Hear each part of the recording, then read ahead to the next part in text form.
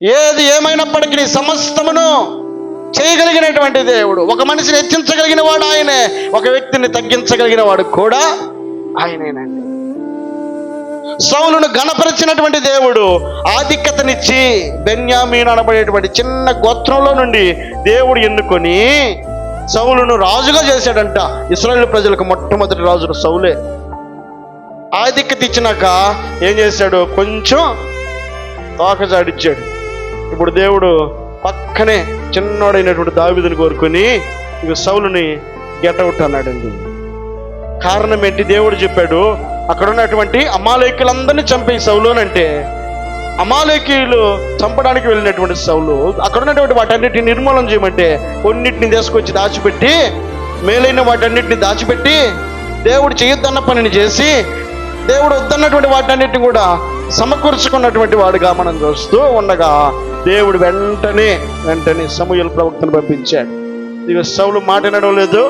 వెళ్ళి వెంటనే యెష్షయి కుమారులో ఉన్నటువంటి దావీదును అభిషేకించమని సమూయేలును పంపించాడు దేవుడు. వెంటనే అప్పటి వరకు వెలుగొందినటువంటి సౌలు తన యొక్క రాజ్యాధికారాన్ని పోగొట్టుకున్నాడు. ఫలించని ప్రతి తీగ ఏం చేస్తాడంట? ఆయన తీసి పారవేయును. ఒకవేళ ఫలించాలని ఆసక్తి ఉంటే దావీదు అంటాడు, నా ప్రాణమా యెహోవాను అదండి.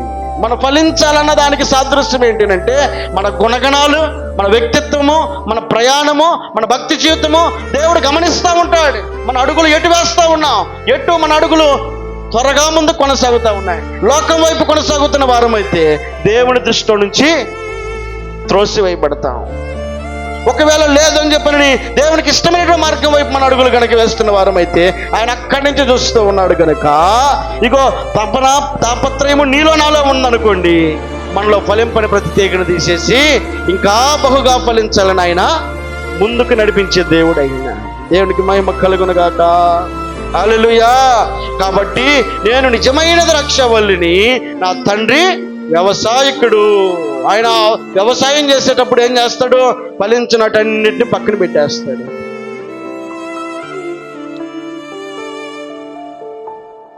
కాబట్టి ఎరిగినటువంటి దావీదు అంటాడు, ఎంత ఎత్తుకి ఎదిగినా ఒదిగుండాలన్న సత్యాన్ని తెలుసుకొని నా ప్రాణమా అడ్గస్టాలు ఏమి చేయొద్దు.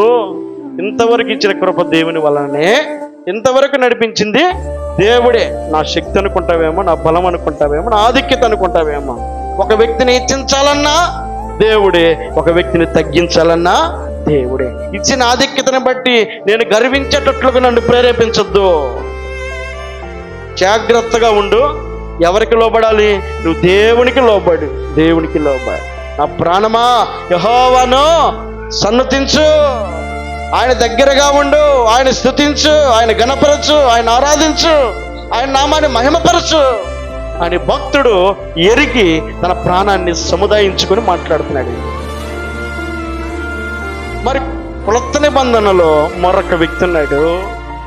ఈ వ్యక్తి కూడా తన ప్రాణంతో మాట్లాడుతున్నాడు. 12వ అధ్యాయము లూకా సువార్త వచనం చెప్పు.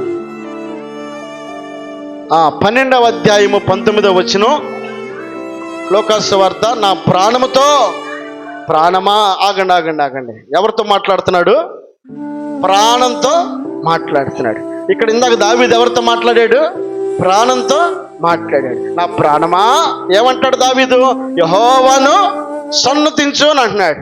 ఇక్కడ ఉన్నటువంటి ధనవంతుడు తన ప్రాణంతో మాట్లాడడానికి ఇష్టపడుతున్నాడు. ఈయన కూడా తెలుసు ప్రాణం అనేది ఉందని తెలుసు, ఆ ప్రాణంతో మాట్లాడాలన్న సత్యం కూడా తెలుసుకున్నాడు. కానీ ఆ ప్రాణంతో ఏం మాట్లాడాలో గ్రహించలేకపోయాడు. ఎరిగినటువంటి దావీదేమో నా ప్రాణమా యెహోవాను సన్నతించంటుంటే, ఈ వ్యక్తి అంటాడు నా ప్రాణమా అనేక సంవత్సరములకు విస్తారమైన ఆస్తి నీకు సమకూర్చబడి ఉన్నది,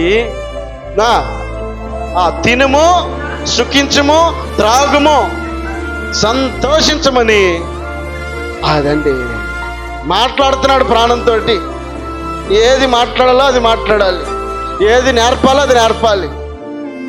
మన ప్రాణము కొన్నిసార్లు, మన మనస్సు మన హృదయం కొన్నిసార్లు మనల్ని సరైనటువంటి మార్గంలోకి నడిపించదు. అన్ని సరైనట్టుగానే కనపడతాయి. ఒక్కడు నడవలసిన త్రోవను వానికి నేర్పుము. ఎవరికి నేర్పుకోవాలి? ముందు మనకు మనం నేర్పుకోవాలి. మనకు మనం సరైన మార్గం వైపు అడుగులు వేయడానికి సరిదిద్దుకోవాలి, సముదాయించుకోవాలి. సక్రమైన మార్గాన్ని అనుసరించడానికి మన ప్రాణాన్ని మనం కంట్రోల్లో పెట్టుకోవాల్సిన వారమై ఉన్నాం.